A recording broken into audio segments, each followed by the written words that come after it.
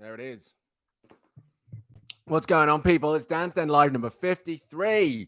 Welcome back. And I hope you had a wonderful 48 hours from the last time that I was live and I was here.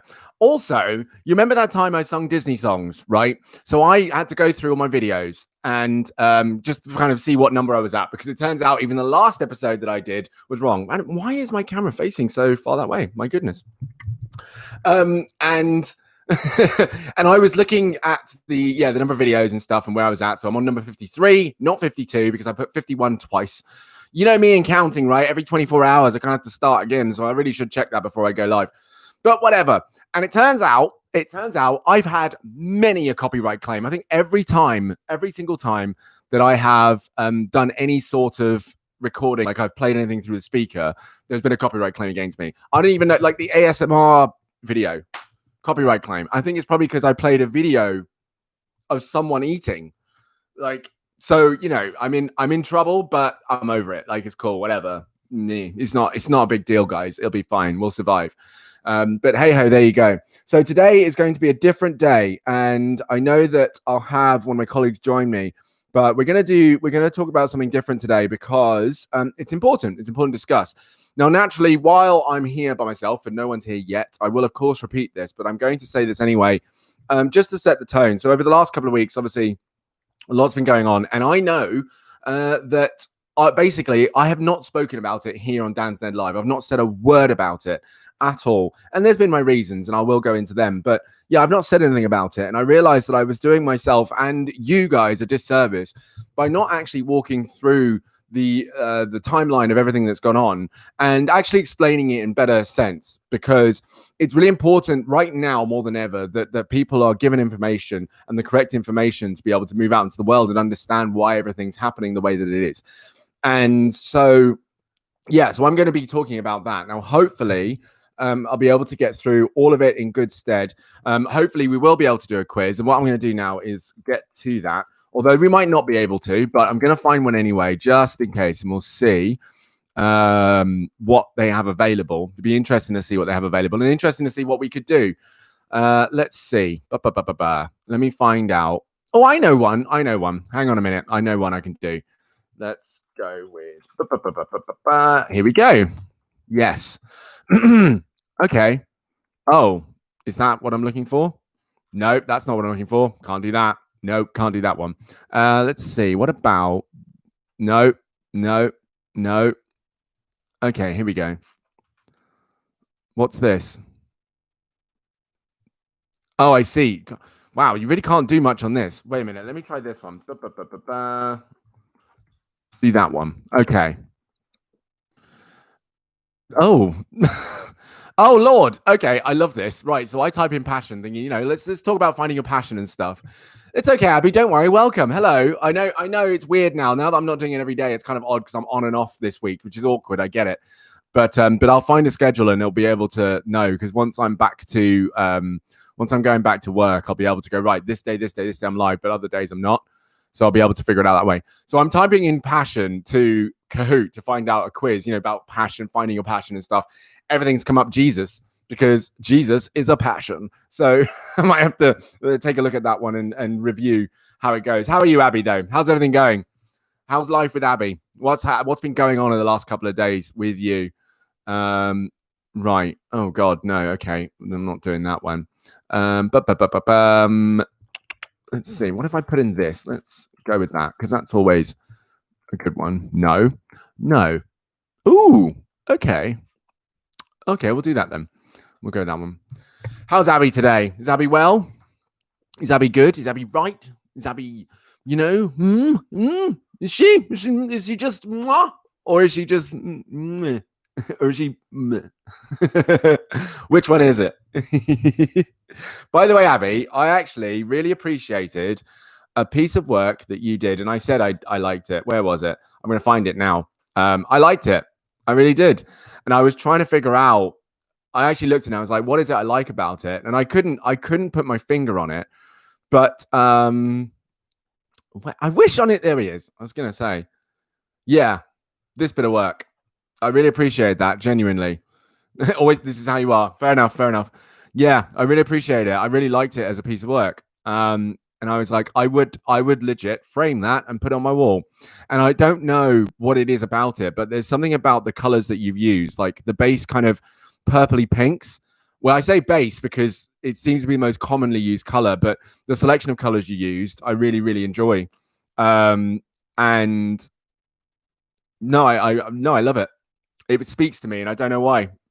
I really like that picture. So yeah, nicely done. Really nicely done. Yeah, it's good stuff. So yeah, hang on. Okay, and down. La la la la la la la la. Oh, other people are here. Welcome everyone else. Welcome everyone else. I'll do a reintroduction because I've already said what's going to happen today, but I'm going to do a reintroduction today to tell you what's going to happen today because well, yeah, because you weren't here when I said it the first time, so I'm going to say it again and we'll go through it. Also, I'm hoping to have a special guest as one of my colleagues come in and join as well to view what's happening, but they said they'll be late, so that's fine. But they won't be sharing so much. They'll just be saying some things in the comment section. But yeah, today's going to be slightly different. So waiting for everyone else to kind of come in and say hello. I know there's people here. I know they're here because, again, the numbers don't lie. I'm on tonight and the numbers don't lie, and I'm starting to feel them say, hello, Dan. How are you, Dan? Lovely to be here. Nice to be live again. I'm waiting for that. There it is. Hey, Ethan, what's up, man? There's Ethan. There's the guy. How are you, Ethan? You're right, buddy.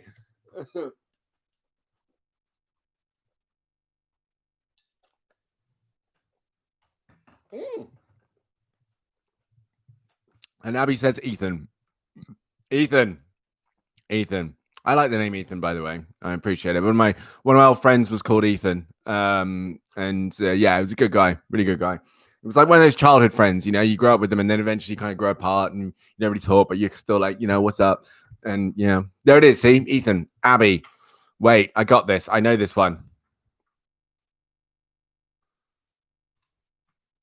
Yeah, cool. I think that settles that meme. That meme's done. We did it. Well done. Go team.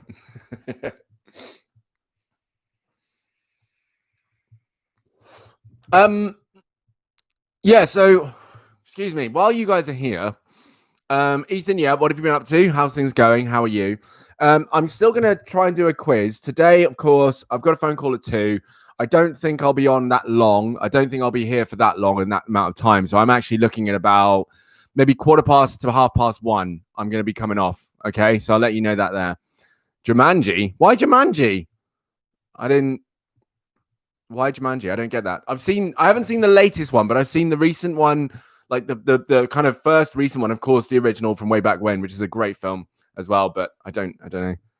Ethan, Abby, Jumanji. I don't get that one. Explain it to me, please. Kill the joke, and then I'll be able to make the joke another time. I'm all right, thanks, Ethan. I'm good, mate. I'm good. Thank you very much.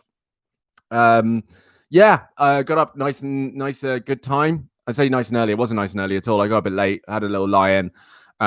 Just went to buy some plants, which my partner, I think, is now in the garden planting without me. But I mean, take the opportunities while you can, because obviously I'm here working with you guys. And yeah, so far everything's been chill. So far everything's been all right. I've got some stuff to post on my website. So I've been putting some resources together as per this Black Lives Matter movement, and I'm going to be posting that on my website and letting people know on social media to get hold of it. So I've been putting together books, podcasts, movies to watch. I've also been talking to people about social media and how to manage that as well.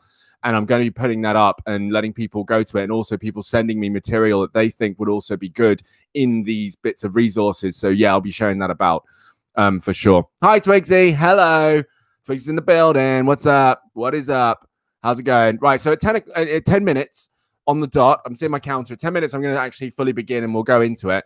But just to let you know, today I've picked the topic and I will let you know what's going to happen then. But I thought I'd still give time because I feel like there might be someone else who's not here, who is here but not here.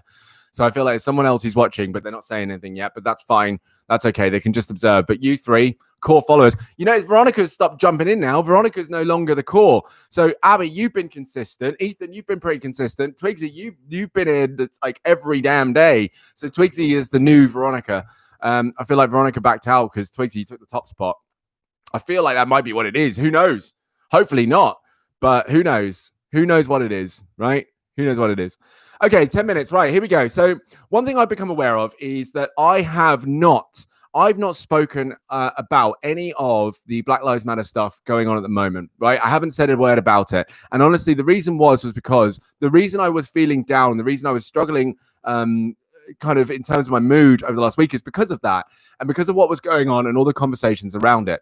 And so I wanted to actually do an episode today, and I've messaged a colleague of mine because we discussed it. They actually called me, and I really was, I love them for this. They called me to talk about it with me because, hey, Jack, there he is. Fantastic. Yeah, I heard about that video. I'm not watching it. And called me and wanted to talk about it because they recognized that there was a real problem going on that had been going on for a while, but they confessed that they didn't know about any of the information or any stuff that they could learn about it. So we had a really, really good conversation. Yeah, Jack's in the building. How you doing, Jack? Good to see you again, buddy. And so I thought to myself, right, hang on, I've got you guys that I speak to almost every day, and it's not necessarily that it's personal. It's actually more the fact that this is really important, a really important time right now to maximize on the impact of change. And unfortunately, a lot of people can't make change because they don't have the information. Hence why the colleague rang me and said, look, I don't know how to make change. So we had a conversation. It went on for about an hour and it was really helpful. And then we both agreed that actually this information would be really good to be shared with the students. And so what I'm going to ask is I'm actually going to ask all of you, please, to listen to the information and to really take in what it is I'm going to share with you, because it's a matter of, if we've got to come to a place where we understand what it takes to make change, what it takes to do better, what it takes to create a better world, then actually what I'm going to share with you is really important in that. And it is a little bit of a history lesson, but don't worry, it's not going to be, in depth and like really, really like a lecture as such, but it's just going to give you an idea of basically how we got here. And I won't shy away from it. It absolutely is connected to a racial history. Okay. And discussing that, because another thing that I've noticed in all the conversations I've seen on Reddit, on my Facebook, on LinkedIn, on Instagram, out in the world, is that there's an assumption that because we know about things like slavery, then we know about racial history and we understand it and we get it, right? When actually, unfortunately, there's not enough information just to go off the back of that to really say and explain and justify why things are the way they are, right? Or make sense of it, not justify it, but make sense of it. And I think it would be a disservice from me with everything that I know to not share that with you guys. Because again, if you're really looking to make a change, if you're really looking to make things better, then actually this sort of stuff in regards to racial differences and stuff is really important to note, okay? So first of all, to start at the beginning, we know that Christopher Columbus, discovered America. When obviously what actually happened is he didn't discover America. He found America, which was already inhabited by what they called native Indians, but actually they were just natives. They weren't native Indians because that's what the Americans called them, or the Spanish called them when they got there. And so they were labeled as native Indians, but they were just natives. And they obviously would have their own tribal names. So they would have different names for different tribes that they had out there. But collectively, it didn't seem like they had a whole identifier. So they were identified as natives because of the fact that they were there first and they got invaded. And they got invaded through a very violent process. What can be taught and what people will think out there is that there were deals made and agreements made and da-da-da. But actually, no. They were invaded, they were raped, they were burned to the ground, they were destroyed, basically wiped out. They committed genocide. And from there, they started to build a nation. Now, of course, in terms of the exploration that was taking place across the seas, they also discovered Africa. Now, bear in mind, we're talking 1600s. There was actually also a flow of people from Europe who went to South Africa, and they discovered that there was gold there. And of course, naturally, with the advanced technology that they had, they basically turned up and saw people with seemingly primitive tools and immediately decided to dominate them because they wanted the gold. And this is in South Africa at the moment. And so Europeans went down there and basically said, this is ours. And interesting enough, what they did was they actually made friends with the tribes that they saw would move around, right? And ones that move around technically seem to have the more advanced tools. So they kind of buddied up with them. So the Europeans and these mobile tribes would move around, and the mobile tribes would basically take over the tribes in the area that would kind of remain in place. And the Europeans took advantage of that and basically infiltrated that entire place. So once they were done taking down all of the tribes that were still and not in motion for their lack of, the appropriate tools to defend themselves and stuff. Twigsy, great. So this is where you can get some of the stuff. All right.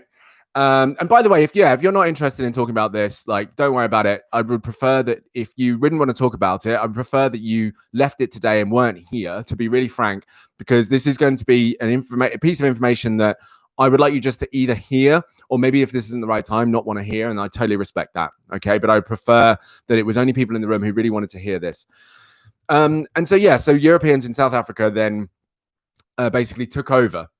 And that actually continued on to where we are today. That's how we ended up with apartheid. I've skipped quite a few hundred years, but at the same time, that had been going on for a very, very long period of time. Okay, very, very long period of time where the Europeans moved in, and that's of course why there's this tension around the fact that while white South Africans obviously will have this idea because they were born there and raised there and stuff that it's their place. Historically, it wasn't. They invaded. Now, of course, there's a different conversation about who owns the nation because they were born there. I mean, in my opinion, no one owns where they're born. They were born there. They don't own it. They never paid for it. They never did anything for it. That's just, where I sit with it. But nonetheless, that's how you can see where the tensions are, because there have been generations after generations of people who already lived there. And you could say they claim ownership to the land. But actually what happened was, the Europeans would take land, they take farmland and so on and so forth. What's happening at the moment, I think still, is that there's been a backlash of black people who said, can we have our land back? This is our land. Can we have it back? Of course, the white people are like, no, because we've also had this land for a long time and yada, yada, yada. And so it's caused a lot of violence, including what happened during apartheid, where black people were treated incredibly poorly. And we'll get back to that, because that's still important to note about how that whole thing took place. So again, over in America, then of course, the transatlantic slave trade took place. Now, again, I'm only specifically pointing to racial history in which black people were subjugated and how we got to this place. And what was going on was actually, it was the Spanish making trade with the Americans and literally shipping black people from Africa to America. Now, we're not going to beat around the bush. There were, of course, people in Africa who were selling slaves as well, and they were trying to profit and make money off of the selling of their people. But that wasn't all that was going on. People were literally just being kidnapped. And it's important that we note that it wasn't slaves being kidnapped from Africa. It was mothers, fathers, doctors, potentially, it could have been, I'm not going to say lawyers per se, but actually it could have been lawyers. It could have been people, professionals, people just like you and me were just being picked up and taken away from their families without question, forced onto these ships into servitude. And interestingly, there was actually a period where race was created, and it was created not actually that long into the past, where they recognized that dark-skinned Spanish people were being mistaken for African people. And so it was actually during the Spanish Inquisition that race was created in order to differentiate between the people that were African and therefore were of a lesser being. And that's literally how they saw. They saw them as savages. They saw them as lesser beings. So they thought that it was perfectly legitimate for them to be put in servitude and put to work. Right. And actually, it was through slavery that America was able to build its nation. So America was literally built off of slavery. And I will get to British history as well, because there's an interesting point about that. When we talk about Americans being racist and stuff like that, believe it or not, Americans learned their racism from the Europeans. So actually, it started here. It didn't start in America. It started here. We are the birthplace of racism and how it all came to pass. So we can't really absolve ourselves so much from that. So with the introduction of race became the opportunity then to continue to then talk about policy, law. They could start to impose law into places where they could suggest that basically it was okay it was okay to treat black people in a certain way by law.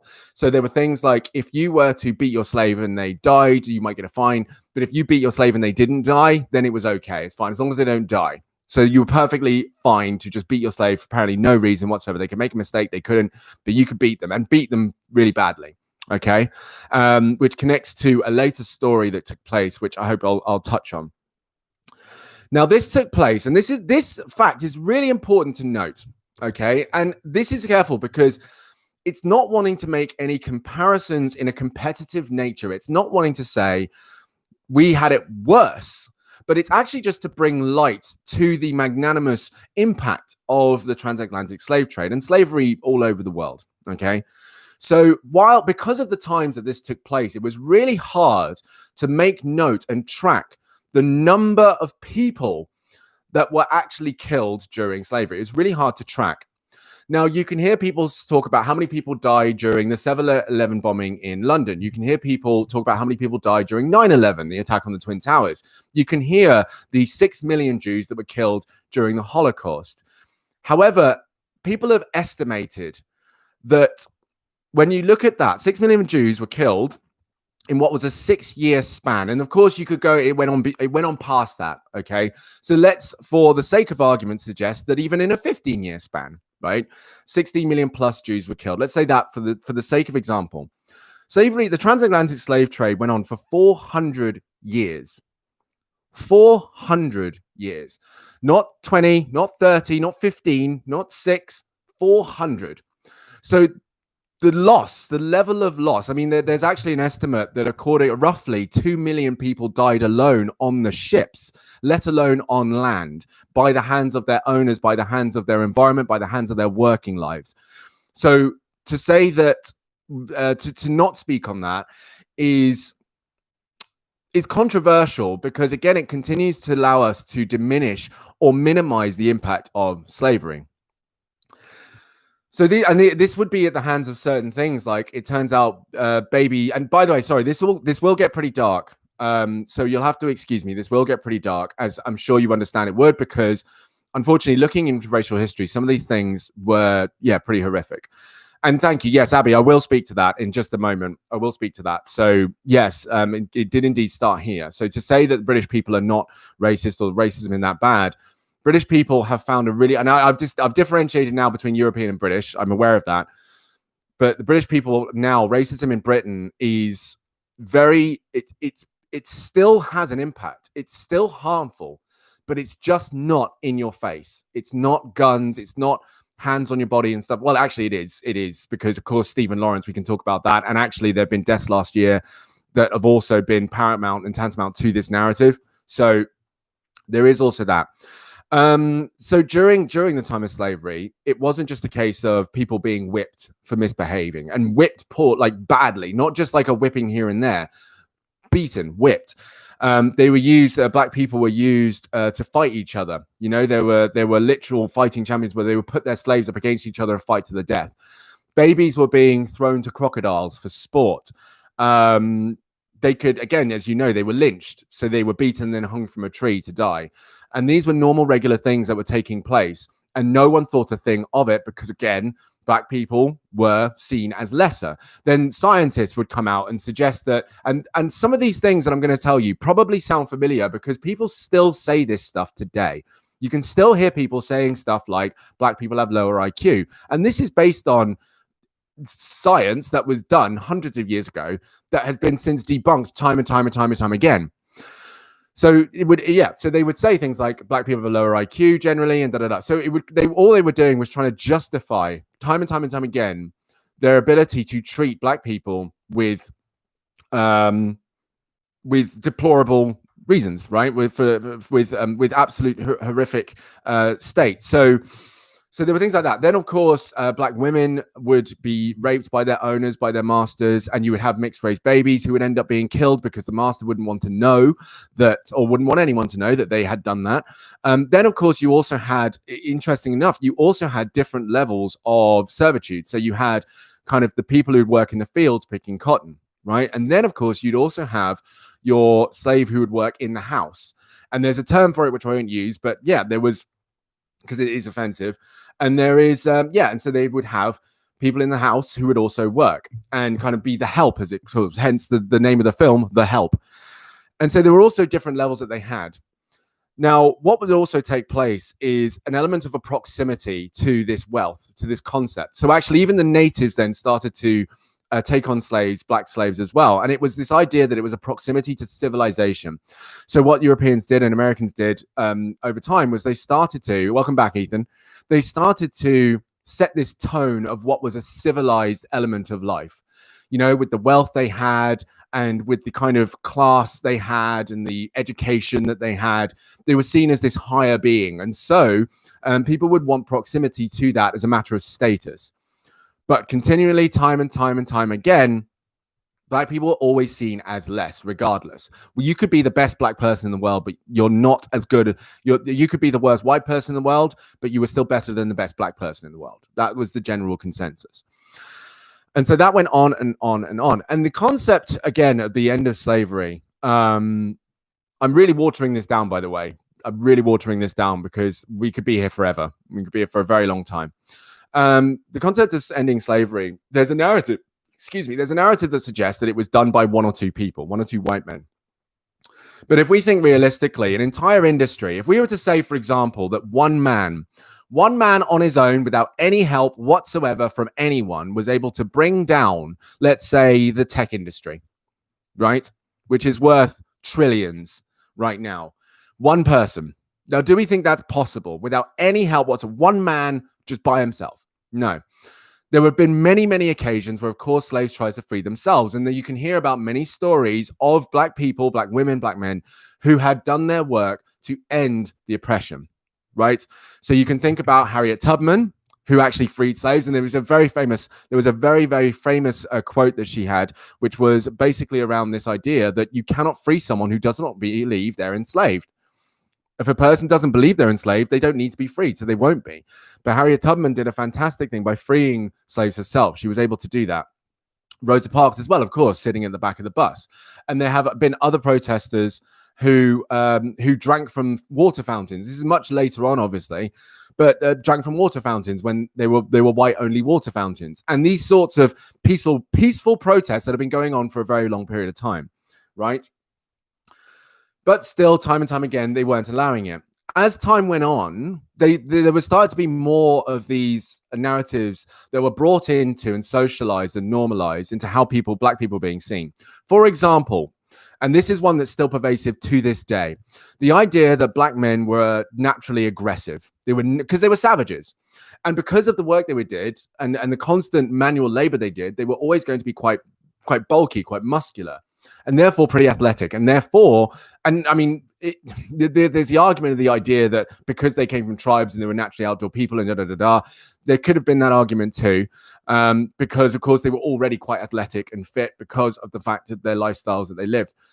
But again, there's nothing really to prove that and nothing really to suggest that. And the way that genetics work doesn't mean that you're always going to be born and you can do sweet nothing and your body's going to be in perfect physical being, right? So then there became this element of aggressor, and it put black men as this idea that they were not only physically aggressive, but sexually aggressive. And that came along with this narrative that black men have bigger penises, black men are naturally angry. And you can hear that language is still pervasive today in the way that we make jokes about the big black guy. Anytime someone has to make a point of someone being a big black person, ties back to the time where black men were created to be this aggressive, angry thing, when actually that wasn't the case. And we can even say this by talking about a story. So some of you may not have heard about Emmett Till, infamous story where a young 14-year-old lad was taking a trip from, I believe it was Chicago to Mississippi to see his distant family. And he was told explicitly by his own mother, if any white person looks at you in the eye, look away. Do not hold contact with them. Look away. Okay.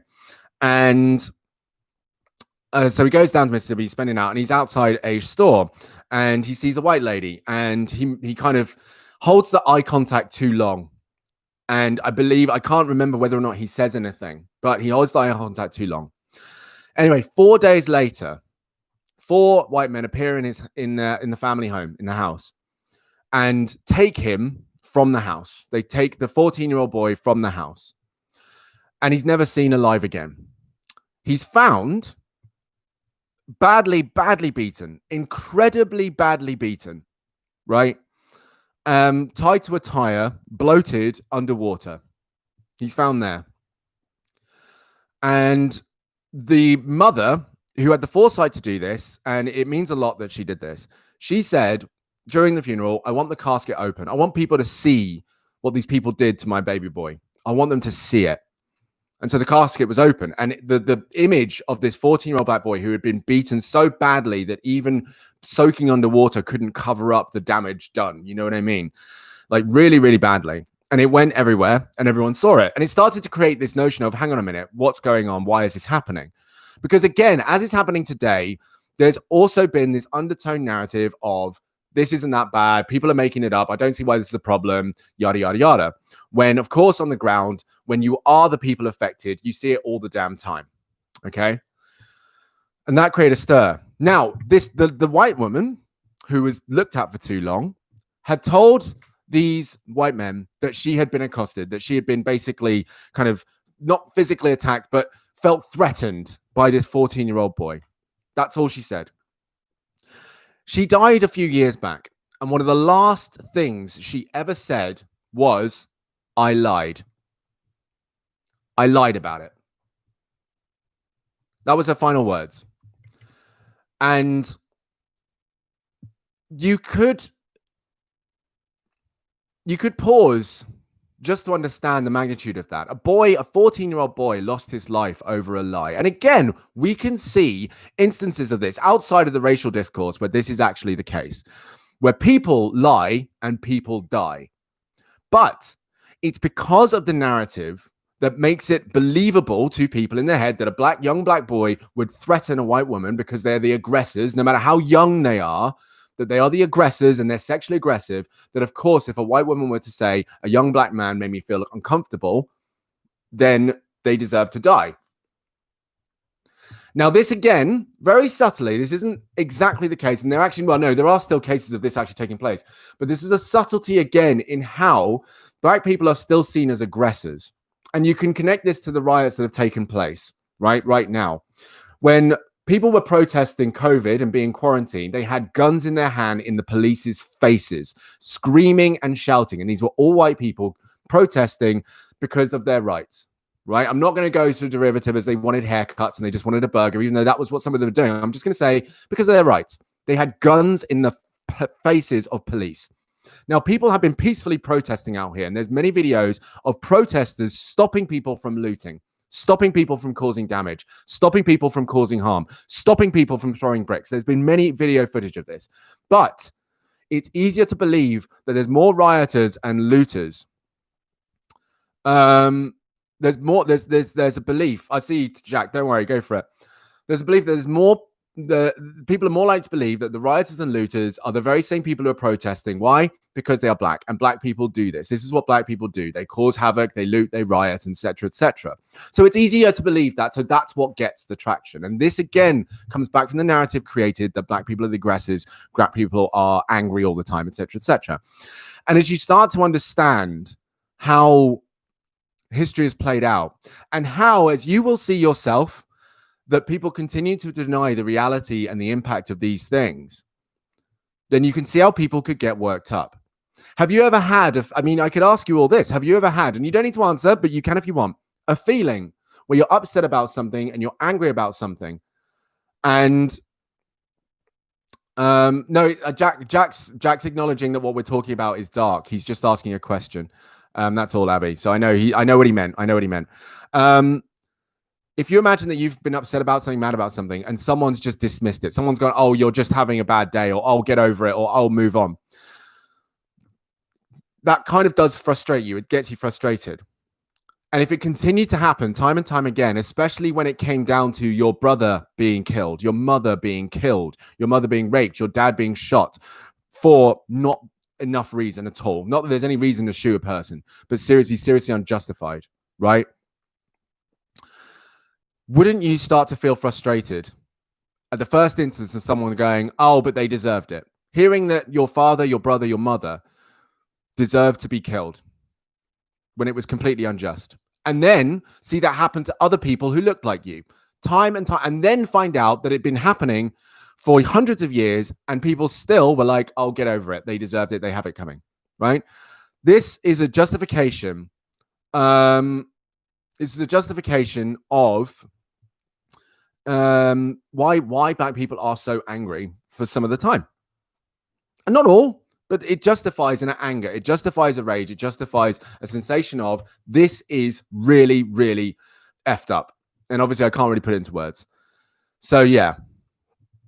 So we go to that. So then as slavery was coming to an end, when they decided to abolish slavery and so on and so forth, what they also did was they didn't necessarily abolish slavery. When slavery ended, it didn't just end. It wasn't over. Okay. And there's a really good documentary called 13th on Netflix. And I strongly recommend, if ever any of you want to look into this more, watch the documentary, because what it demonstrates is an actual timeline from when slavery ended into how policies were then created to actually maintain a sense of slavery. As you know, the prison system in America is private, which means it becomes a business. It's actually very much the same here. Right? It's the same here in the UK. They're private businesses and they very much make money off of the people in there. And so what it means is, for them to make money, they need people in there, because the more people they have in prison, the more money they can make. Not only that, but they can also use their prisoners for cheap labor.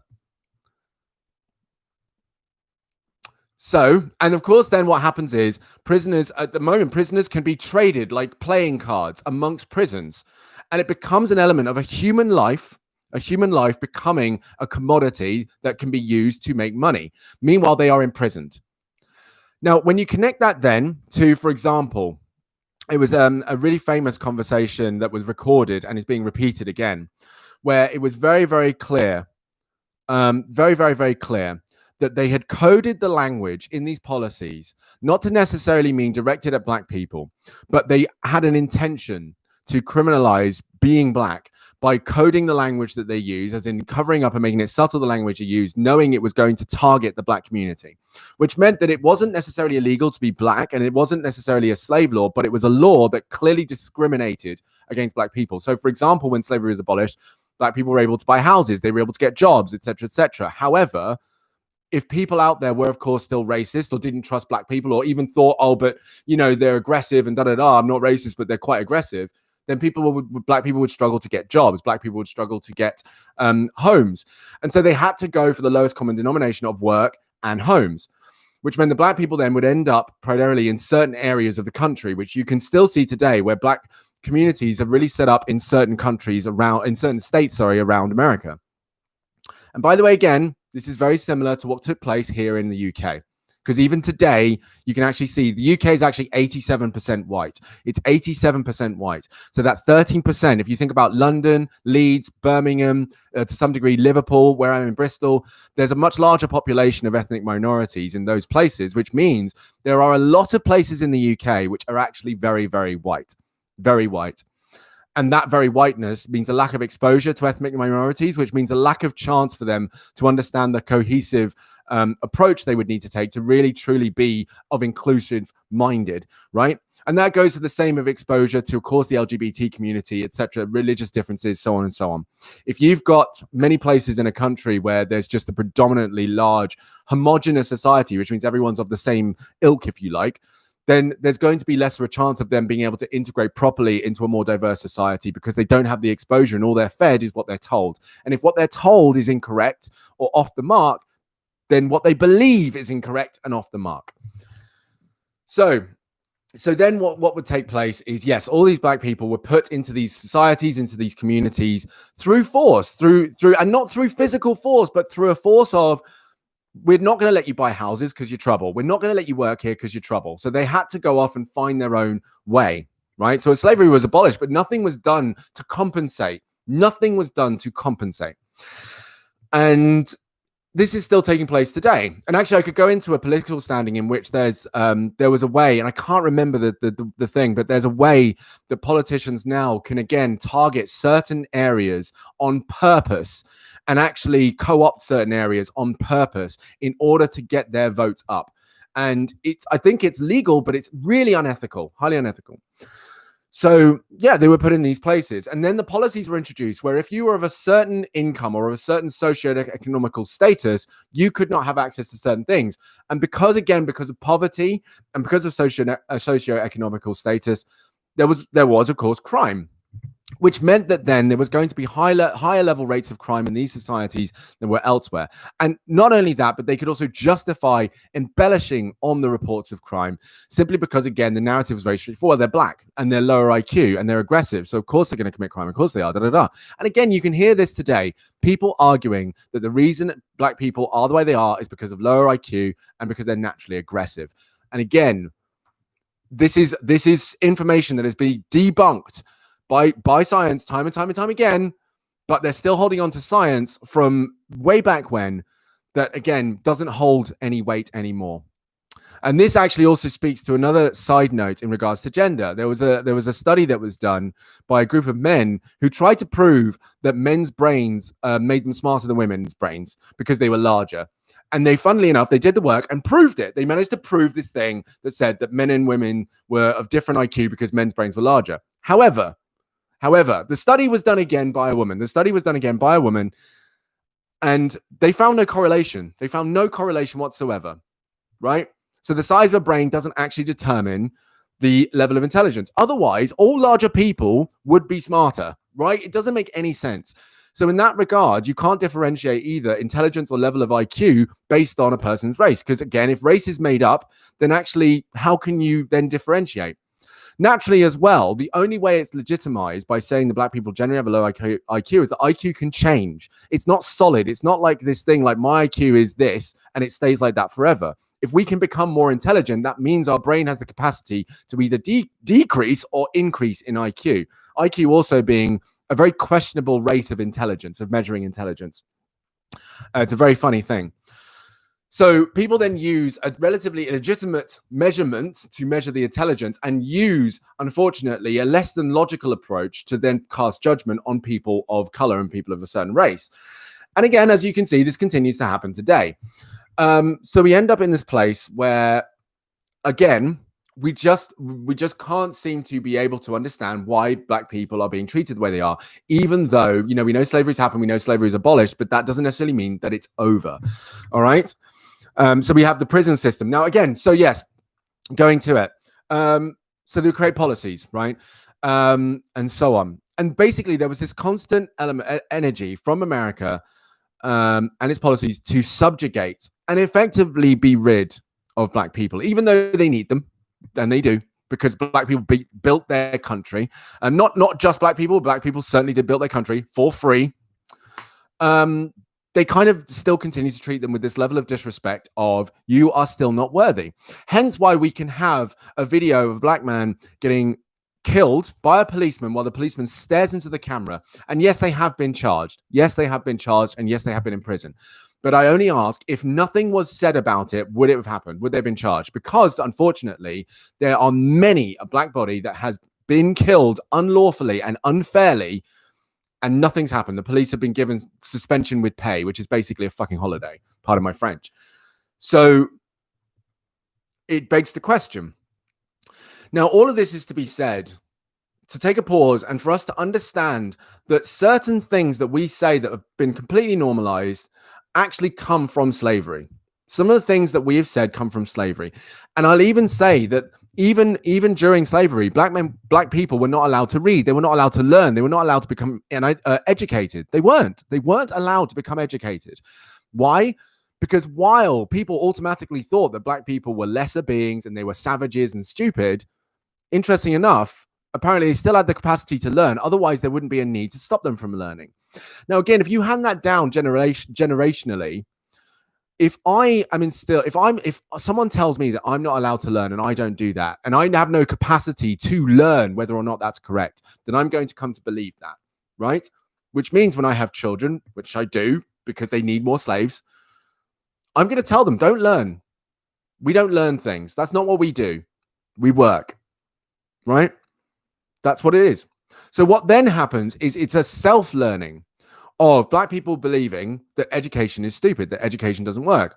Not only that, but of course, the education that is given, should you be aware of these things, the education that is given also doesn't apply to, it doesn't tell your history, at least it doesn't tell the history of your oppressors and the people that enslaved you appropriately and accurately. So you're going to immediately have a distrust with the system, the education system, and the people teaching it, because you're like, this is not my history. It's a funny like seasoning of my history, but it's not actually my history at all. And you seem to be really bigging yourselves up, while I'm aware that my history is actually really sad because of the stuff that you did. So why am I learning about how great you are when I understand that actually what you did was horrific? So there becomes that as well. And again, that can be an explanation into how or why some black people will absolutely get to the place they are with regards to how they treat things, how they talk about things. Because it's immediately a distrust. If from the word go, they are treated as though they're different, as though their history doesn't matter, as though their history is not important. And indeed, if they're shown time and time again through news reports, through film, which I'll touch on in just a second, then they're going to feel like they're not important naturally. And so it can take tiny little things like all lives matter for them to go, no, I'm not having it. Because if all lives mattered, then we would matter too. But based on everything that I'm learning and seeing what people are saying, the way people are moving out here, we don't matter. All lives matter except black people. So sorry. And again, I personally feel like if all lives, I've always said all lives matter could really be the best, greatest hashtag we ever had. It could genuinely become the most heart-centered, humanity-centered, beautiful movement that the world has ever seen. We could do it. But instead, all lives matter is basically the silencer to Black Lives Matter. That's all it is. All Lives Matter has so much power to be such a monumental, unforgettable, once in a human existence lifetime movement. But instead, it's Black Lives Matter. No, all lives matter. Let me not care about all the other people dying then. Let me not care about all the white people who get killed by cops. Let me not care about all the white people who are impoverished. Let me not care about anyone. Let me not care about anyone. I just don't want you to make it about just black people. That's all. Meanwhile, black people are trying to make it matter. They're trying to make lives matter, actually. They're trying to point out like, hey, you know what? This ain't right. Yes, it's happening to black people, but I can guarantee you that I guarantee you that Black Lives Matter movement people, some of them may not, and that's fair to say. Some of them will actually say, well, yeah, we do agree that all lives matter. In fact, funny enough, the Black Lives Matter thing is you'll see people say it's Black Lives Matter too, which means they agree that all lives matter. But they're actually doing something about it. They're actually taking action on it. And they're aware that people can say all lives matter, but people ain't doing nothing about it. People are doing nothing about it. Whereas Black Lives Matter people actually are. They're protesting. They're speaking out. They're doing talks. They're doing workshops. They're sharing resources. You know, they're co-opting social media to talk about things. They're sharing stories and uncovering research that shows that black people haven't just been slaves their whole history. They have been far more than that, way more than that. They've been inventors. They've been scientists. They've created some of the fundamental things that we use today, but we don't pay attention to it because apparently Black history is just slave history. So Black Lives Matter have done a lot to say, hey, we've played a part in this. We have. And actually, funny enough, Black Lives Matter too. So we know that all lives matter. We're not trying to say that Indian lives don't matter. We're not trying to say Asian lives don't matter. But based on the way people move, apparently, we matter least because our history is erased. Our history is bastardized. It's whitewashed, as it's called. So all that's taking place, and that leads up to what's happening today, right, with the police. And the police force also, as you've seen, there's connections to the KKK, there's connections to white supremacy in the police force alone. So it makes sense that these people would do these things, the police, because there are connections there, right? There are absolutely connections there. And so naturally, demonize black people, criminalize black people, lock them up, take them away, imprison them at a higher rate, right? And again, there's this statistic. I love this statistic I'm seeing. So actually, you'll see this a lot. And actually, Jack, if you're on Reddit, you've seen this statistic, and it makes me laugh because it's this whole thing. Like black people make up 13% of the population, but get 50% of the convictions, right? I've seen this so many times, and I love seeing it because what it does is it's just a statistic on its own. That's it. It's a statistic on its own, and that's all it is. It's a couple of numbers that put together. And depending on what side of the coin you're on determines how you view that statistic.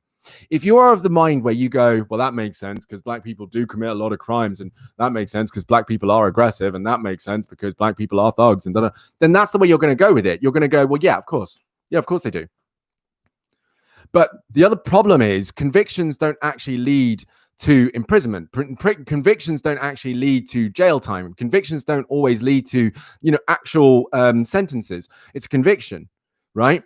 Which means that while they're 13% of the population, they're only being accused of 50% of the crimes. They're being accused of 50% of the crimes. They're not actually being jailed for 50% of the crimes because, funnily enough, they can be accused of something and come out innocent and go, oh, wait, no, it wasn't you that did it. Oh, right. Okay, then. Also, you could say that it's funny. It's actually interesting how they make 13% of the population, but are being accused of 50% of the crimes. Isn't that interesting? Why don't we dig into that and ask why that's happening? When time and time again, it turns out that actually there's actually a lot of, because there's a lot of white people, there's a lot of brown people in America. They're not committing any crimes. They're not committing fraud. They're not committing theft. They're not committing larceny. They're not committing mass shootings. Please help me out here. Also, I learned recently, and this was shocking, was that actually based on statistics, the UK actually imprisons and convicts more black people than America do as a percentage, as a ratio. We're actually doing a worse job. Which honestly speaks to me because it's something that I point out. And pardon me, I'm going to say something a bit sensitive here, so excuse me. But this does speak to me in regards to all the stuff I'm hearing about what's taking place in your local area, all the stuff I'm hearing about since I've been working there, all the stuff I've been hearing about taking place in your local area. And then I heard that there's 4 to 6 police officers in that entire area. And I thought to myself, it's interesting how there's such a focus on black people committing crimes. And yet there's an entire community. There's one community I'm aware of in the entirety of England, which is very majority white, where crimes are being committed all the time. Heinous, horrific, horrible crimes are being committed.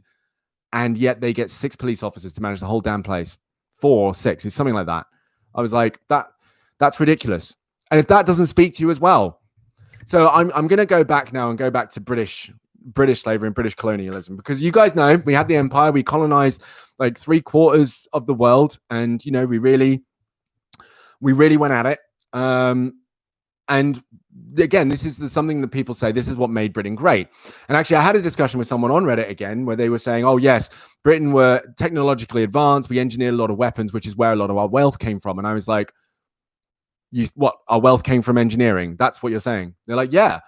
Like, okay. That we colonized like 3/4 of the world, and we wouldn't have done that for free, right?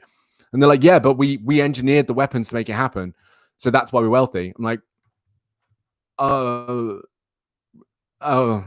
wait. So you're going to say that we made a lot of, so basically you're like, cool, we made a lot of money from making weapons. Okay. Do we want to be proud of that? No. And we use those weapons to rape and pillage and to, take over and colonize 3/4 of the world. I really don't think we want to be proud of that. I don't think that's something that we want to be like, yeah, we're a wealthy nation. Look at us. I don't like the idea of going down that road. I'm not sure that's how we want to do it, really. So the concept of Great Britain, it's not that I don't think Britain is great. I think Britain's doing a lot better now. And I think we've done fantastic in terms of the way that we're working towards certain things. I think we're really, really not doing very well in certain spaces at all. And that is indeed with our relations to black people. I think that the UK still has a long way to go. And part of that work is actually accepting the fact that we like to think that we're better than America because we don't have mass shootings. We're not shooting people in the street, And I've heard multiple people, myself included, experts, researchers say that if we were given guns, that's it. We're guns away from being the same. This would happen still. Because if you notice, we don't even need guns. We don't even need guns. But we're not too different in terms of our mindset. When Stormzy early in the year literally said Britain is 100% racist, look at the way people responded. And I'll explain it to all of this as well. People responded with denial. Nah, we're not racist. How dare you? 100% racist. That's so ridiculous. Britain's the least racist place in the world. Like that's something to be proud of. So it acknowledges we still have a problem, but we're least racist, so it's fine. And even though we're not the least racist. It's such nonsense. So yes. So Britain's history was because we colonized the world, because we moved into other areas, we were able to commit slavery at a distance. We were able to not have it on our land. And this is kind of a privilege in the same way that America has privilege, because it never had the kind of wars that it has today on its land. It had civil wars, but it never had the wars like we have today in their land, right? They had the two planes go into the two towers, and they've had, the Boston bomb massacre and the Boston Marathon massacre. But I don't know what it was called. So pardon me, I've forgotten. It's blanked on me. They have had attacks, but they haven't had full-scale war in modern days on their land. So they don't even realize that there are nations today who are still recovering from a war that took place 100 years ago. They don't realize that there are economies still trying to rebuild from a war that took place 100 years ago. We do, and so we recognize that. And so it's foolish for any person to think that we could commit another world war, or we could even be part of another world war. Yes, we have a great army. Yes, it's strong. But we're still rebuilding from that. There are still communities that are still trying to get themselves to a place after World War II. So we're not really there. We haven't even recovered from the last one. And never mind in terms of physical things. Emotionally, we have not recovered from that. So America, it's kind of that privilege of going, we don't really understand the true impact of war on our land. And we don't really understand the true impact of slavery on our land.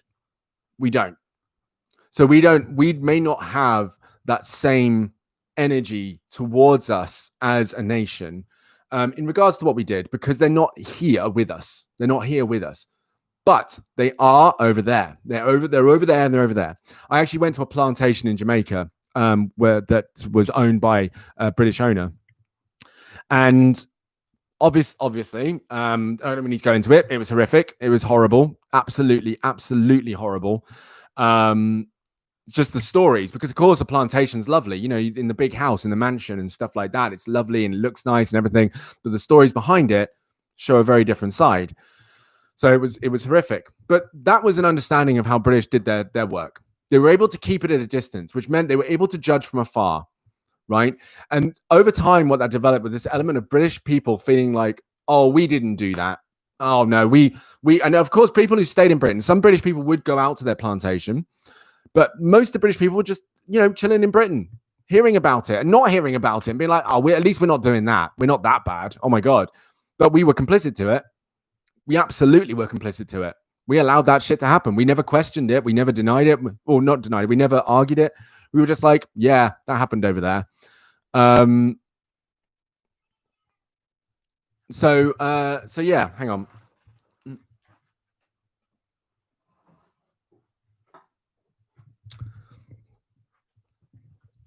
So we continue to have this separation of, we're not that bad. At least we're not doing that. But the thing is with Britain is that we are that bad, if not worse. We did more than just kidnap people from countries. We took their countries over. When we took their independence away from them, right? Now, in terms of slavery, what took place was, all the same things that took place in America. We enslaved people, we beat them senseless, we beat children, women, men, all the lot. We did the whole thing. But because it didn't take place on our soil, we have this ability to emotionally and mentally separate ourselves, going, it didn't happen here, so we're fine. But again, we've got to recognize that as a nation, we still were complicit to that behavior. And so, bring it around to when we abolished slavery again. And actually, there's a really book called Natives by Akala, where he spoke about this. Like, when people, again, in the UK, and I'm deliberately showing this information because some of you will hear people say this, and I want you to be able to, if you're looking to honestly, again, make positive change and challenge people and really get into the nitty-gritty of it, I've heard a lot of the stuff. I've heard a lot of the stuff that people have said growing up about facts of history and stuff like that. And so when British people say, oh, it was this one guy who ended slavery, British people ended slavery, and so on and so forth.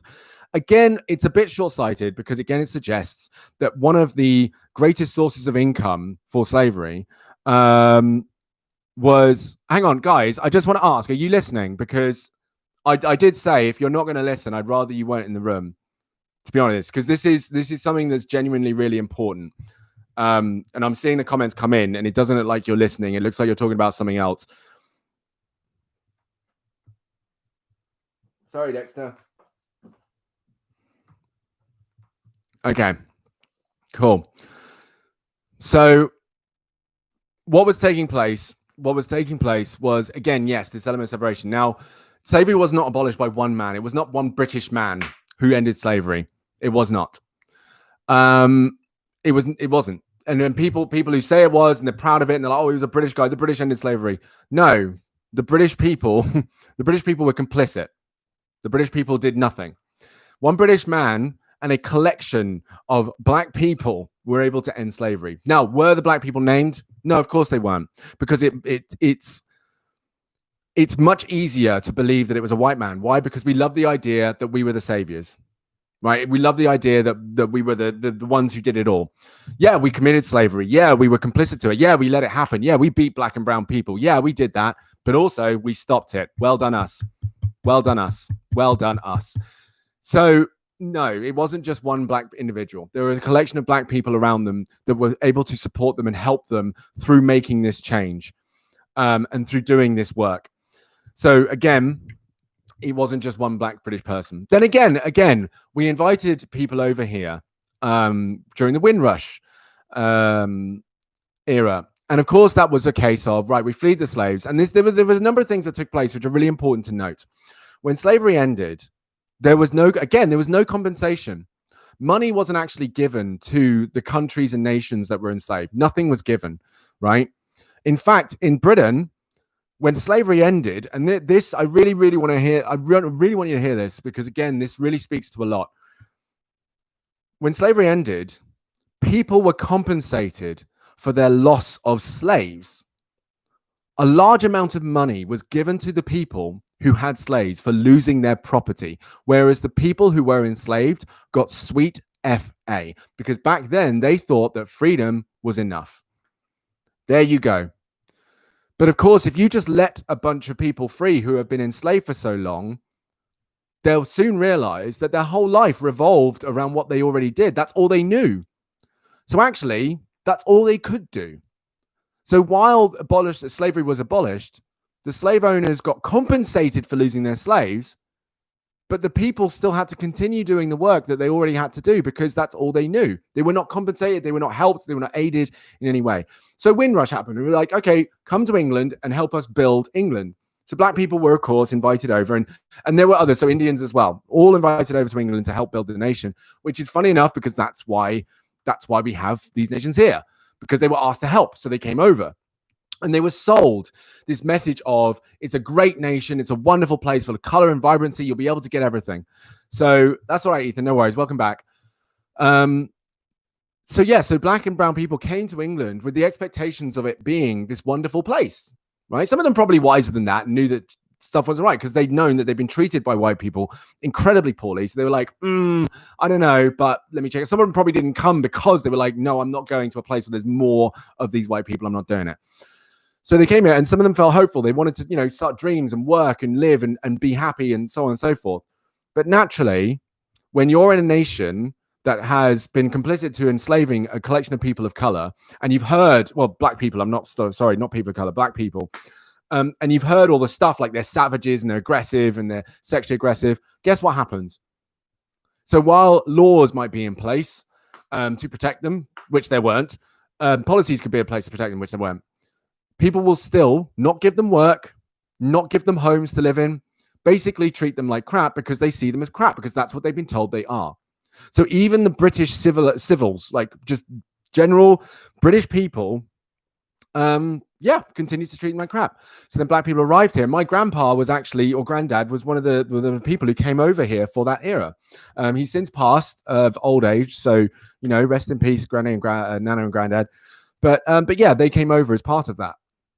and they came here to work. That's what they came to do. Thankfully, they were aware that they were going to be discriminated against. So they just head down, worked, got on with it.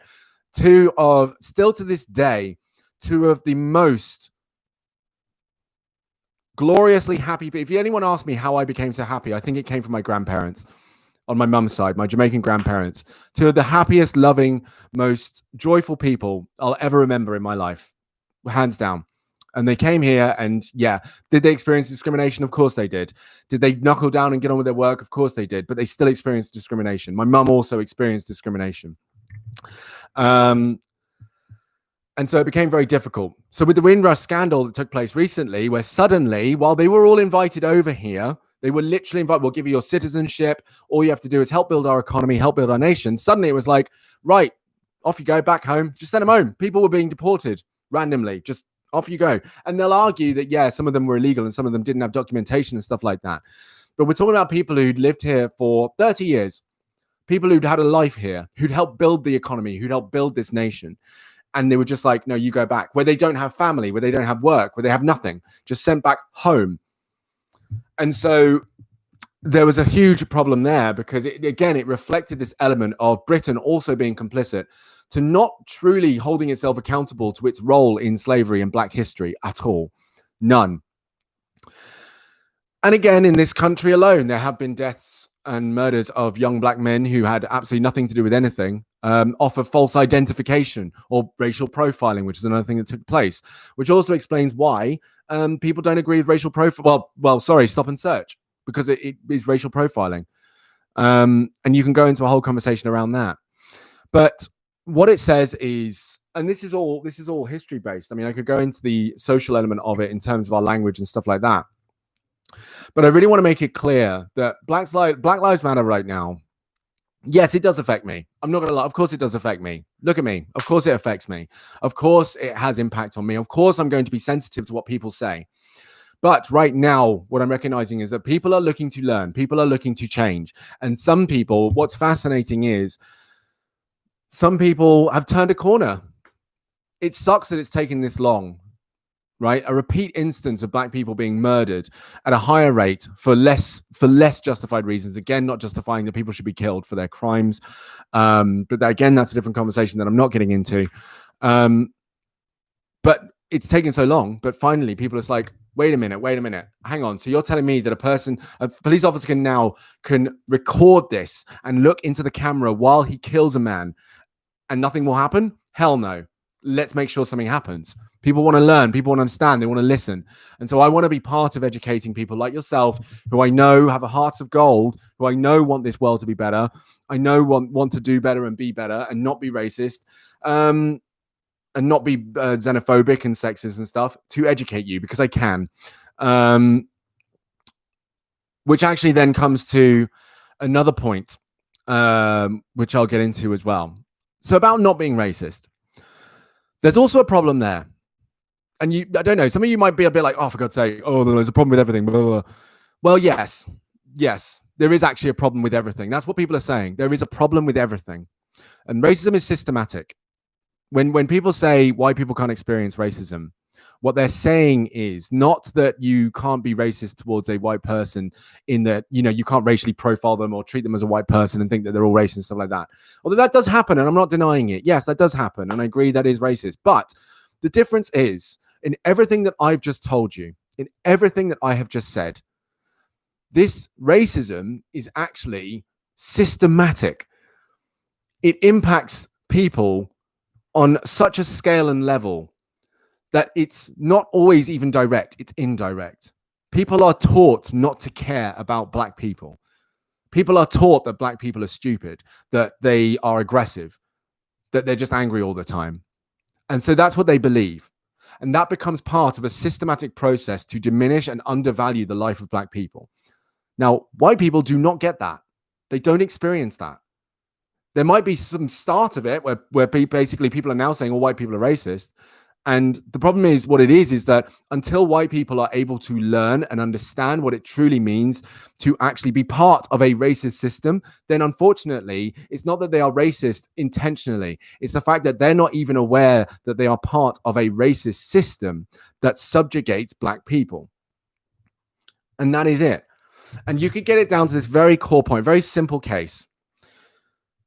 You're more likely to trust, and this again, studies are done, white people are more likely to trust white people because they're more familiar with seeing their faces. If they've grown up around white people and they've got to know white people, even if they've had bad relationships with white people, they've had good relationships with white people. So they'll be more likely to trust white faces. And it'll be an intrinsic subconscious bias that they'll have.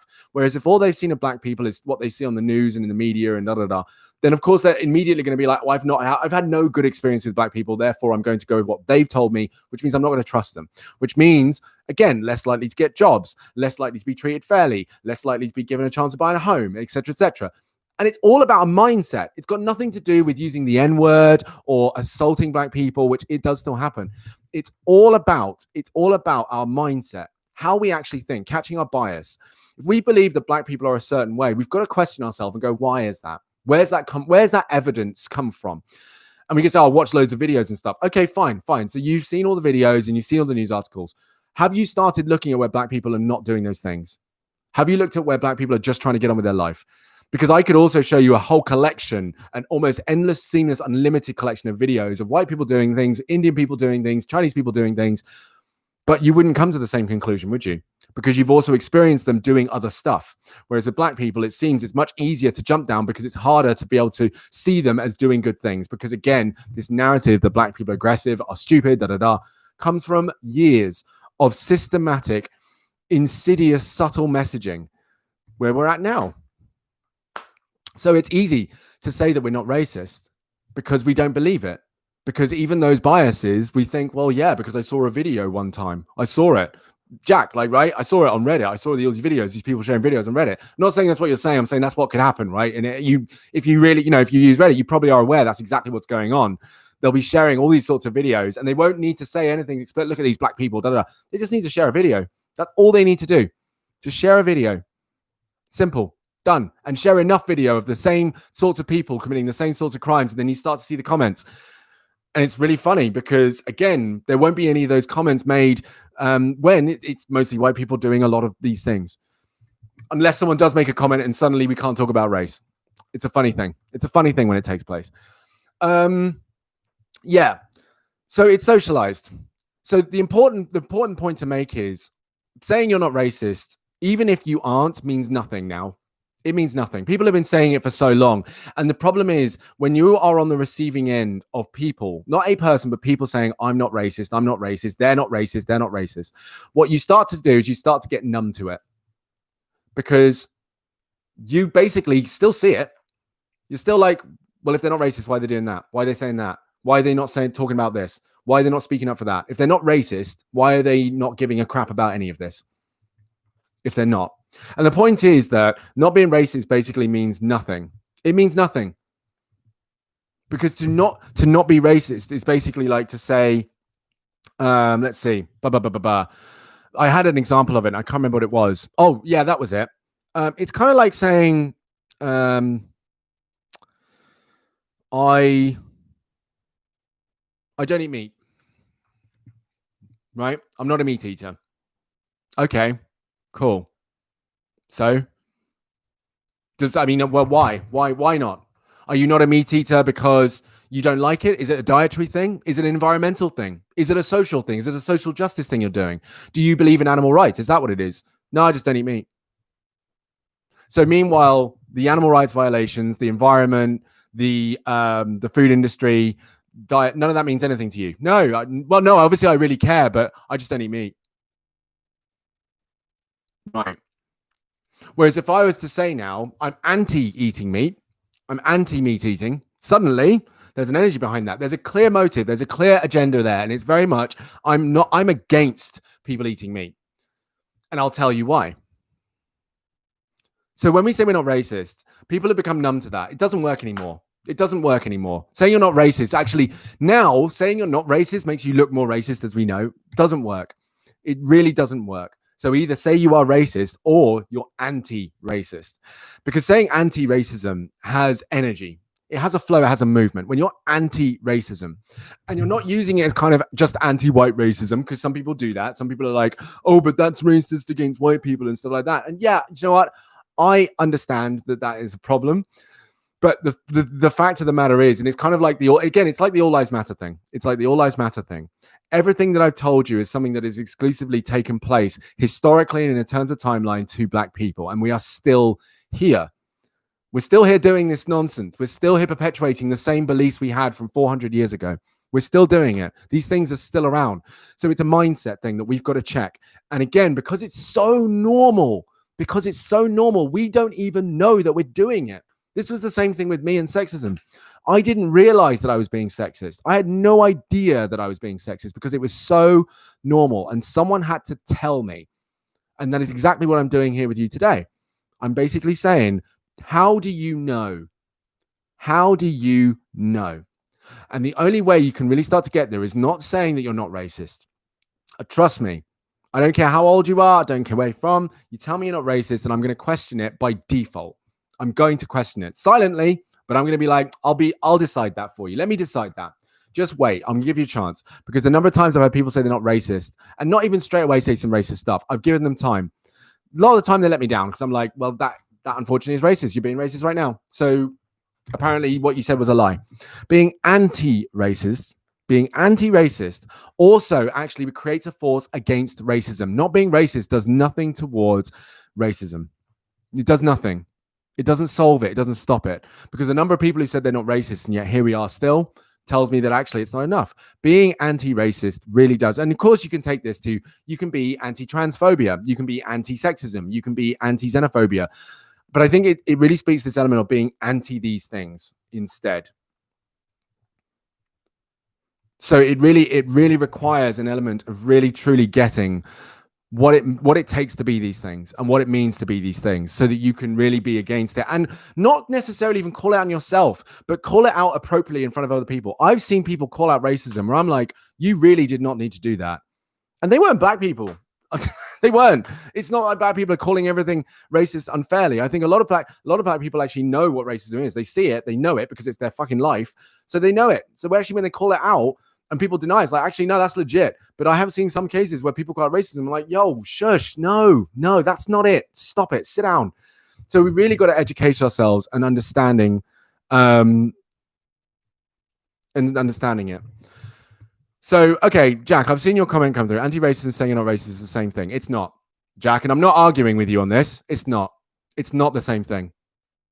It's not the same thing at all. People have been saying they've been anti-racist people have been telling me they're not racist. People and entire nations have said they're not racist. Like when Stormzy said Britain is 100% racist, the number of people who said Britain is not racist, and yet racism still exists in Britain. To be anti-racist is to actually be against racism. Being not racist is not being against racism. It's just not being racist. It's not being against it. It's just not being it. That's it. It's like saying I'm not a pedophile and then being anti-pedophilia. I can say I'm not a pedophile, but that doesn't mean I'm against it. It just means I'm not. So yeah. So they're not the same thing. They're not the same thing at all. Being anti something and not being something are not the same. They're very different ideas, very different motives, very different agendas. Okay? Because anti is against. That's the thing. Anti is against something. Anti is literally a movement against something. But not being something is not that movement. It's static. It doesn't have any movement. It doesn't have any direction. It's just I'm not. Right? But when you're anti something, you're against it. I'm not a fascist, but that doesn't mean that I'm anti-fascist, even though I am. But me being not a fascist is not the same as me being anti-fascist. Right? You could say I'm not red, but I'm not anti-blue. I'm not vegan, but I'm not anti-vegan. People say it. People say it all the time. I don't eat meat, but I'm not anti-meat. People say it all the time. There's differentiators, right? I'm not this, but I'm not anti that. I'm not gay, but I'm not anti-gay. There's a difference. There's a difference, clearly, because people need to say that, right? I'm not against it. I'm just not it. So when being anti-racist is that I'm not racist and I'm against it. That's the point. That's the differentiator right there. I'm not racist. I'm an anti-racist. Yeah? It's a massive difference, and it's a very, very different. Again, like I say, when I say energy, I don't mean like flow and energy and spirituality. I'm talking about in terms of how you feel about it. Because literally, just saying you're not racist is just like, oh, it's wet blanket. And to be honest, people are fed up of hearing it because it doesn't mean nothing. Literally, doesn't mean nothing. It means nothing. And again, like that's it. I'm not gay, but I'm not against gay people. I'm not anti-gay. So it's exactly the same thing right there. And people don't say that. People don't say that. I'm not a racist, but I'm not pro-racism. They don't say that. They just say I'm not a racist. So that's enough. It's not enough. And again, you can, in fact, people say that, like literally, I'm not black, but I'm not anti-black, like, so there is clearly a differentiator there, right? And that's something that people need to take on. They really need to start saying it. And Jack, do you know what? If you think they're the same, man, keep saying I'm not racist. Keep it. Go ahead with it. But I'm telling you, I'm literally sharing this all with you right now, because if we are looking for positive change, if we're really looking to change things, then yes, words do mean things. And we do put impact on words because words mean things. We don't actually just pull words out of our ass and make them up. Every word has a meaning behind it. Every word that builds traction has a meaning behind it, right? Every single one of them. Even like work with an E in it, twerk. Right? If there was nothing behind twerk, it would not be a word. It wouldn't be a word. But this is how language evolves as well. This is it. And again, we have an impact on words because words do mean things, whether we like it or not. We've got to understand this. We really do. It's got to be paramount. And again, this isn't even in terms of racism. This is in terms of how we communicate with people. If we don't recognize that words can have an impact, then that's where the impact. It's not that we're forcing impact on them. It's that they have impact because they've been weaponized, right? They've been used in certain ways. The word gay back in the 90s, probably still today in some way, is being used as a negative thing when actually at one point it meant happy and da-da-da. And some people can hold on to that definition, but they also have to recognize that that word was heavily weaponized to judge and cast judgment on people. And again, it's not that they force the impact on it. It's the fact that because of the nature of the word and how it was used, it created an impact for people. So when gay people started to receive that term in a bad way, and when they started to get that term in a bad way, and it was socialized and normalized to be bad things, well, guess who's impacted by that? Gay people. And you know what? They're not going to sit back and go, oh, it's just a word, when they are being imprisoned, killed, beaten for being gay. So the words have impact because of how people are treated, because of the way we use it. So why I'm saying it's not about not being racist, it's about being anti-racist. This is the same thing. And I've just said the words I'm not racist mean nothing. They don't mean anything anymore. They're done because it doesn't work. It's not enough. It's literally not enough. And again, we can have this conversation. We can have this conversation right now, and we can go through it. And either this happens again within the next 10 years, because it wasn't even 10 years since the last riot. It wasn't since Ferguson. It wasn't 10 years. It was a few years ago. It wasn't that long ago where this happened before. And people again were like, oh, why is this happening? Oh, it's a race. Why is it talking about race? And why is it a race thing? Well, funny enough, it's happened again. And it happened before that as well. There was the LA riots before that. And I'm pretty sure there were other riots before that as well. So unless we have this, we do this again. And again, bear in mind, there were riots in the UK too. This impacts us. This does impact us. This isn't just an American problem. And like I said at the beginning, we started this. We started this. I say we as a nation, not you and me as individuals, not us as people, but as nations, we started this. And as I've said before, and I think I'll end it here by saying that, absolutely, Ethan, it 100% was, completely. But all of them are. They all are. And any denial of that is again, just creating another narrative that suggests, and actually what it does again is it's kind of, again, an all lives matter thing. It's like, all right, even if it wasn't about race, what do you think it's about? And what do we need to do to change it? And what are you doing to change it? Because obviously no one wants to have to protest. No one wants to have to do that. Excuse me. No one wants to be angry. No one wants to be upset. No one wants to keep losing their family members to nonsense. People are fed up. They're exhausted. They're tired. They are really, really fed up beyond belief right now. So no one wants to have to do these things. They're not looking forward to the next time one of their brothers or sisters dies so they can go and trash the place. They're not looking forward to that at all. But if one of their brothers or sisters does die, then you best believe that they're going to trash the place. And when I say that, actually, that's not fair because protesting is peaceful. They are peacefully protesting. They're doing the marches, but they don't want to have to do that. They don't have to do that. Really don't. I don't want to have to. I'm going to a protest myself here in Bristol on Sunday. I don't want to have to do that. It's a shame that it's a thing that we do. It really is a shame that it's a thing that we do. Just to get people to understand. It's insane. So again, being anti-racist is more impactful because it instills an understanding that you are not tolerating, even from your friends or your family members, that BS. You're not. And then, of course, what you need to do is learn how to have the conversation, because also, I haven't been spending this whole time demonizing white people. I've basically told it how it is, right? So I haven't gone, well, white people are evil and they're bad and horrible and how dare they, and yada, yada. Literally just stating what's been going on, what's happening. Now, if I were to call people out, if I were to do this and point fingers at you guys, for example, like you're all white, blah, how dare you, blah, and get mad at you, naturally you're going to be like, F you, Dan. I thought we were buddies. I've not done a damn thing. What the hell? And I understand that, right? So I'm not out there, demonizing white people, okay? But I am acknowledging that actually, if we understand this correctly, if I suddenly had a problem with t-shirts, okay, if I decided one day that between shirts, jumpers, hoodies, t-shirts, and long sleeve t-shirts, that t-shirts were a problem, and I decided that, and I created policies to outlaw t-shirts, and I created laws that made t-shirts bad, and that anyone caught wearing a t-shirt would get in jail and stuff like that. Whose problem is this? I want you to answer that. Whose problem is it? Because I'm going to go to the toilet and I'll come right back because I really need a toilet.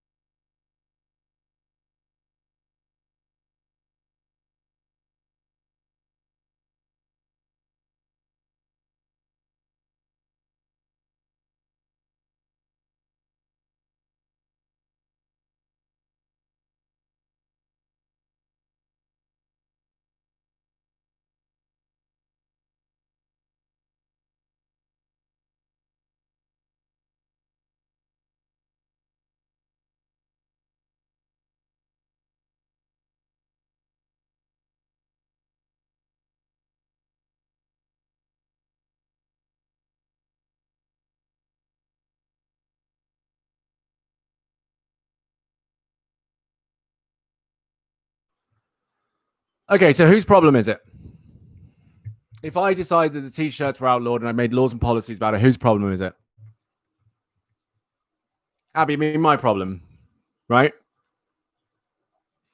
So then if I then got a load of people together and convinced them that t-shirts were a problem and said t-shirts are bad, and obviously there are people out there like, I don't see the problem with t-shirts. I don't know what we're doing. What the hell? What's going on? I love t-shirts. They're amazing. But I'm like, no, we've got to band together. And oh, Susie, you missed the whole thing. I'm literally about to finish. Susie, I'm just about to finish. If I decided to outlaw t-shirts, and then I convinced a whole bunch of people, I convinced a whole bunch of people that t-shirts were bad. Whose problem is it? Whose problem is it that t-shirts exist?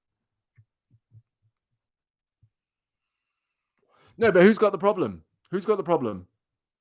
I see what you're absolutely right, Ethan. Yep, you're absolutely right, mate. True. Yeah. But if I've created this narrative that says that t-shirts are a problem, and I convince a bunch of other people that t-shirts are a problem, who owns this problem? Who owns it?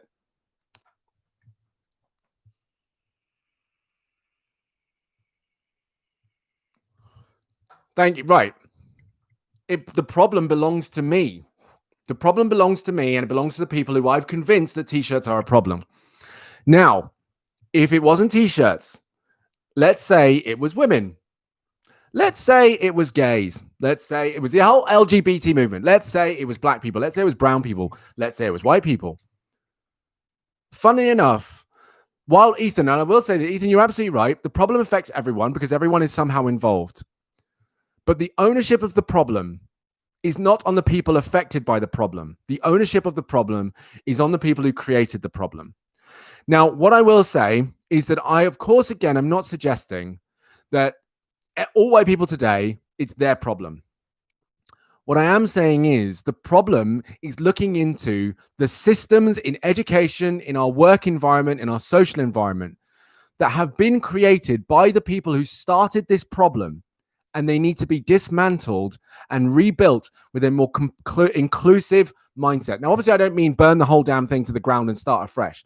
What I'm saying is that by conversation at a time, by holding ourselves accountable, by holding our friends accountable, not making racist jokes, no matter what kind of joke it is or anything like that, not making sexist jokes, not being this way, because again, we can be funny without being offensive. It's possible, right?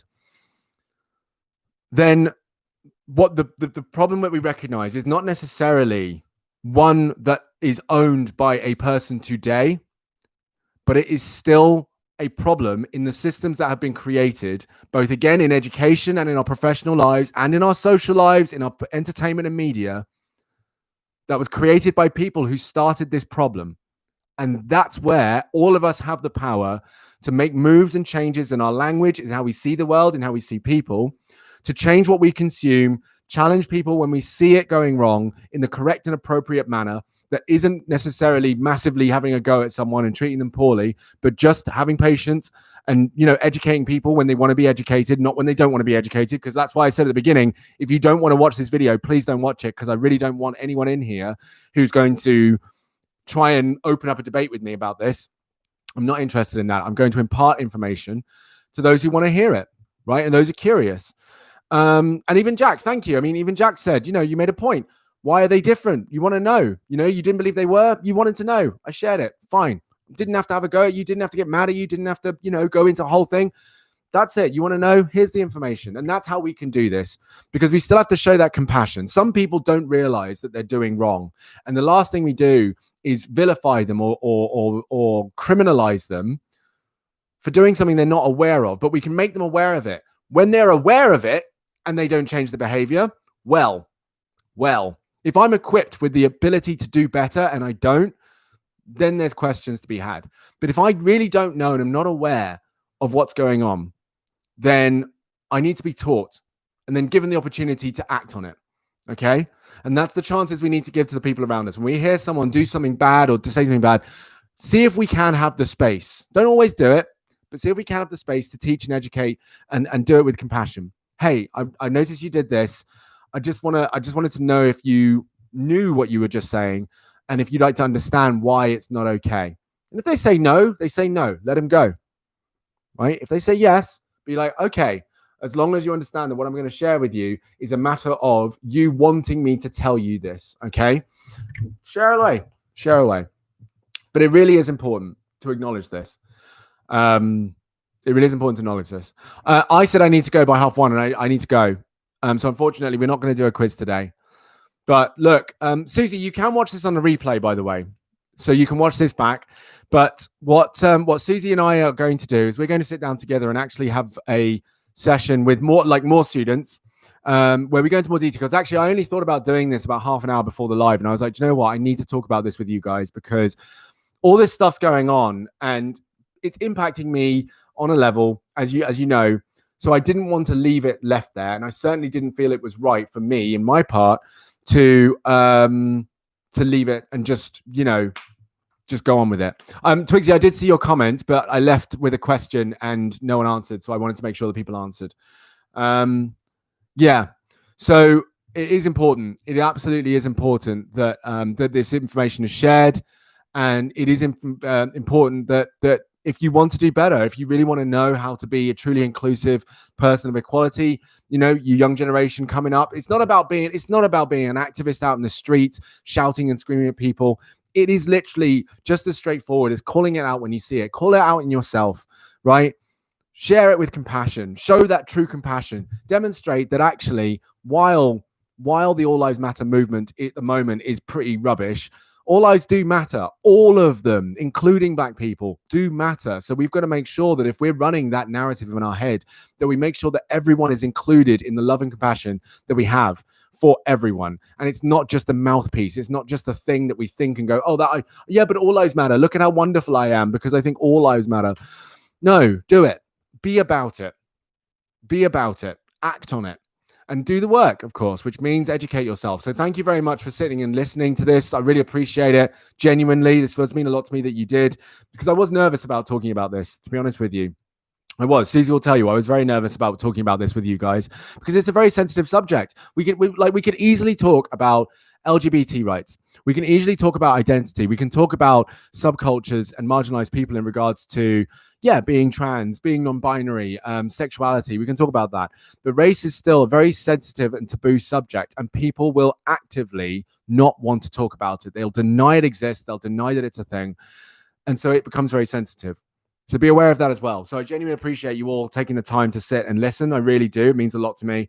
But I hope it meant a lot to you in terms of how you see what you could do differently moving forward, so that together we are all making a positive change.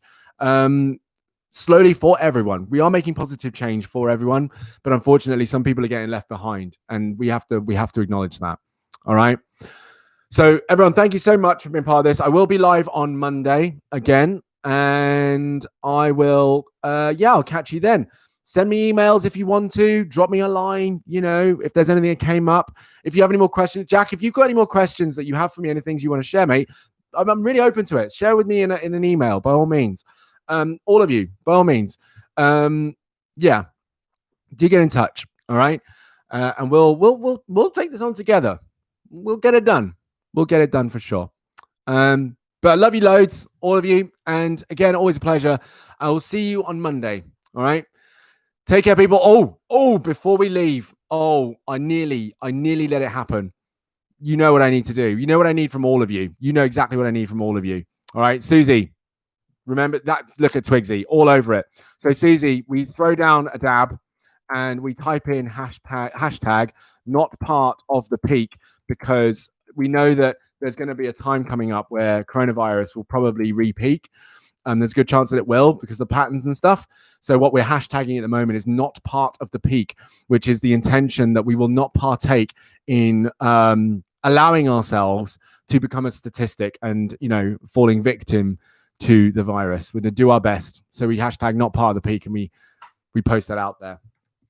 But love you guys dearly. Thank you so much. I'm looking forward to seeing your faces again, by the way. I know it's not long, but it'll be great. But yes, have a great weekend. Catch you on Monday. Much love, people. Goodbye.